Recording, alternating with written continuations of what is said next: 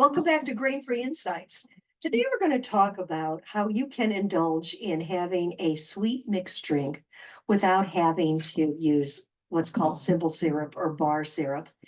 Before we begin with that, I just want to say that, sometimes you just crave something. You want something, and it might not be what is on your food protocol, your diet protocol, and you get frustrated, and then maybe you cheat by eating something that you feel you shouldn't because you just want it so badly. And you know what? That happens to all of us. I eat grains sometimes. I never eat gluten. I get so sick if I eat gluten, I can't even think about touching it. But sometimes I break down and eat grains, and luckily, my intestinal system has healed to the point to where I can have it in modest amounts without worrying too much about it. So I understand that need.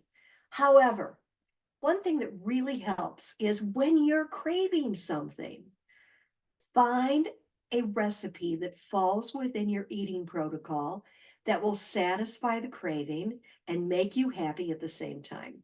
I'm going to be talking more about that as we go along in future sessions.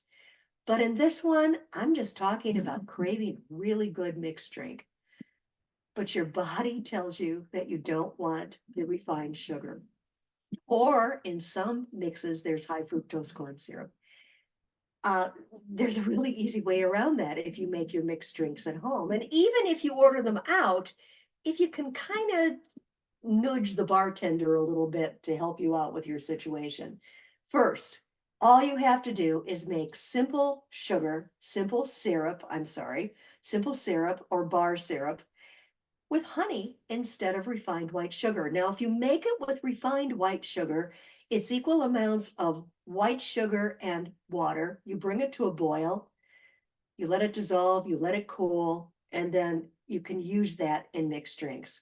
You do exactly the same thing with honey, except only heat it to the point to where you can mix the honey in with the water and it dissolves easily. That way it keeps some of the nutritional properties of honey active in the honey. You can store this for, I've read, anywhere from 4 to 6 weeks. You can also freeze it by putting it, especially works well in ice cube trays. So when you're thawing it, you're only thawing small amounts at a time. Equal parts honey, equal parts water. Heat it only to the point to where it dissolves. It doesn't have to be boiled. It doesn't even have to be a near boil. Let it cool, and you have what you need to make your mixed drink recipes. I'm going to include a recipe for one of my favorite mixed drinks in the show notes below.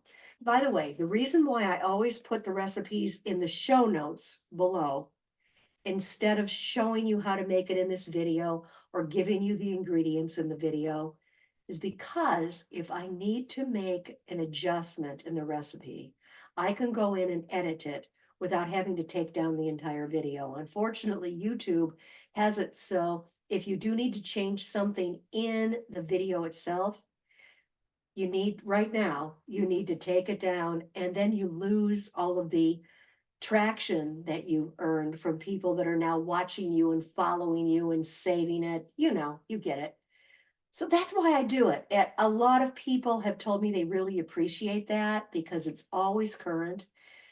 Usually I don't change things that much. Sometimes I just clarify something. So always double check the recipe before you use it. You're going to find, though, that it's going to stay pretty much intact. I hope you enjoy your mixed drink. I hope you enjoy satisfying a mixed drink craving. And I will see you again very soon. Thanks for being here.